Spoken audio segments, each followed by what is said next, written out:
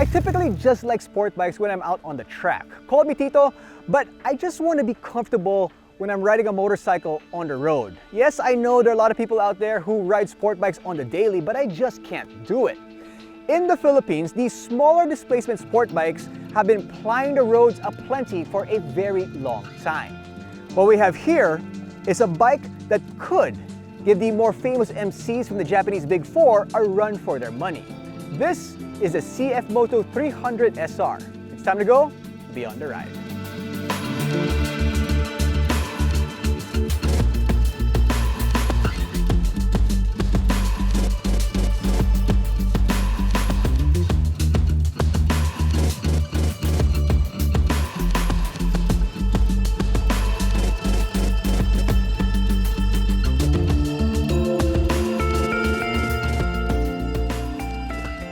The bike was launched in the second quarter of 2020, and despite all the challenges of that year, it sold really well, especially in cities like Cebu and Iloilo.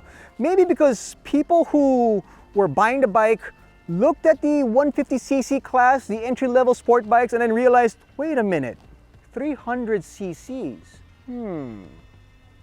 The bike is powered by a 292.4cc single-cylinder 4-stroke 4-valve liquid-cooled double overhead cam engine made into a 6-speed manual transmission and makes 28.6 horsepower and 25.3 newton-meters of torque. Stopping power is provided by a 292mm disc in the front and a 220mm disc in the rear with dual-channel ABS. Keeping bumps at bay, it's got telescopic upside-down front forks and a monoshock at the back. The front tire is 110 by 70 while the rear is 140 by 60, both on 17s. I do love the look of the bike, and in black, I think it looks perfect. I don't like the high-vis accents. I probably would have gone with the CFMOTO blue, maybe red, I don't know, but that kind of stands out a little bit too much for me. I like the carbon fiber look around the bike. I think that works really well. And I also like the seat for the pillion and the air ducts that go underneath it. I'm not sure if I ever would ride this bike with a pillion though. Now, something else that I'm not too fond of are the side mirrors. On the track, those will be taken out. But I wish somehow they integrated it a little bit better. I know most sport bikes, that's the way the side mirrors are put. I do like the front of the bike. I think that's one of the highlights of the 300SR, especially when the lights are turned on at night. It looks good. If you look at the clip-ons, they're raised a lot higher than where they normally are. Usually they're around here. This one, it's raised up, and that tells you that the bike was designed more for daily use on the road than on the racetrack. Now, something that I'm really impressed with, at the price point of this bike, not only is it 300cc as opposed to 150, it also comes with a TFT display.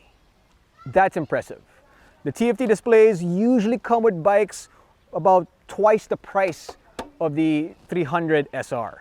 The bike is fully loaded. It's got LED headlights and tail lamps, along with a 5-inch all-digital TFT display cluster that displays your fuel gauge, temp gauge, speedometer, tachometer, trip meter, odometer, and it even displays different layouts for sport and eco modes.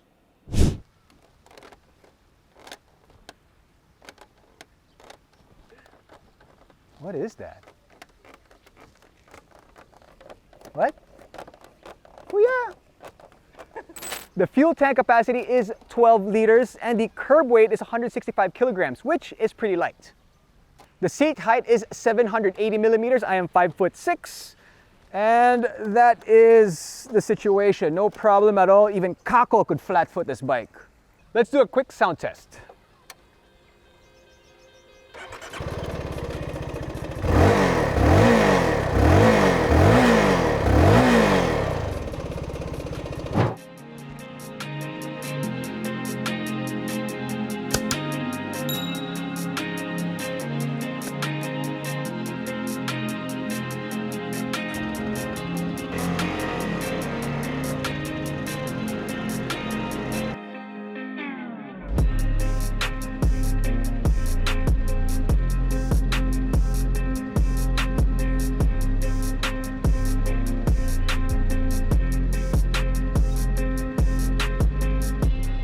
Okay, so the seating position is, well, it is typical of a sport bike, but it's actually not super uncomfortable, specifically because of the higher clip-ons.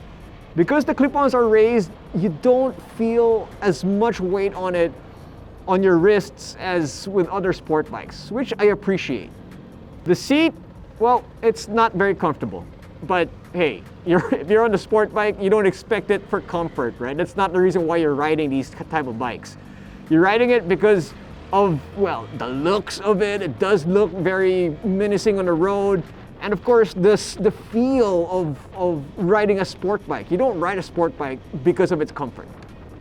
As I mentioned, the bike holds 12 liters of fuel, which is typical for entry-level sport bikes. That's kind of where you're gonna be at. And the consumption is actually not too bad. It's 28 kilometers per liter with a lot of conservative riding.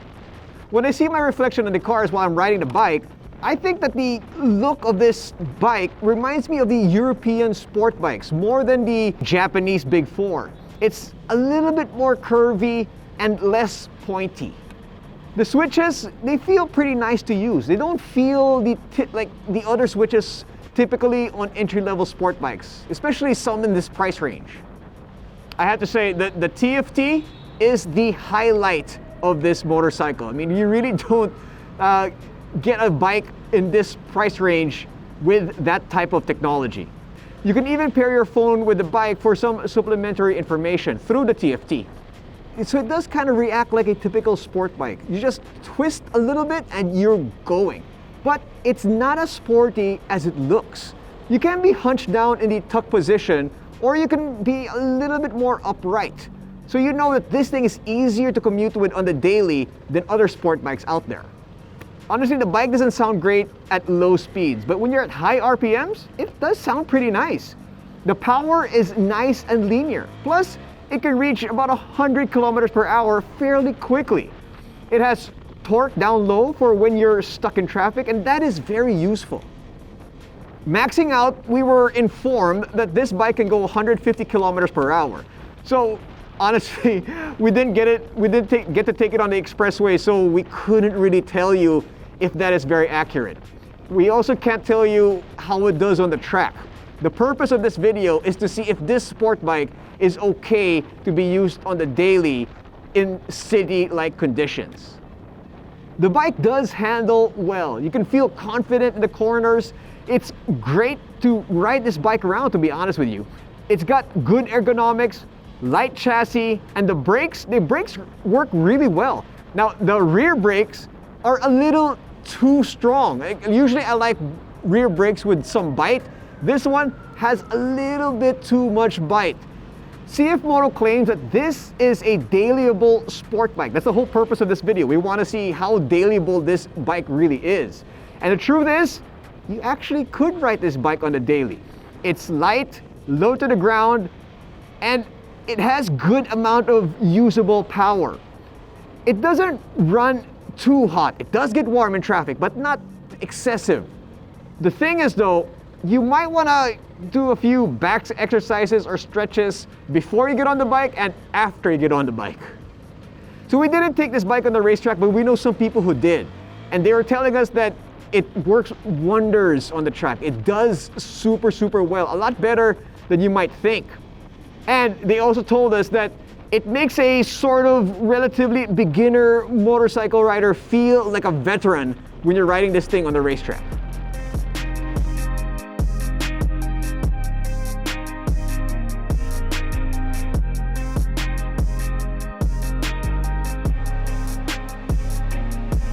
So I know what you're thinking. Sana ginawa na lang 400cc. Well, to a certain extent, I agree with you. But remember, it's only us in Luzon who has that 400cc rule to get on the expressway. People in Visayas and Mindanao don't have that. So if you're in the market for a entry-level sport bike that has a lot of technology, this bike can be yours for a price tag of 165,000 Philippine pesos. That is a pretty good deal, considering that's around the price of bikes with half the displacement. For more information about this bike and other MCs out there, log on to www.motodeal.com.ph. This has been Gino Rufino for Beyond the Ride.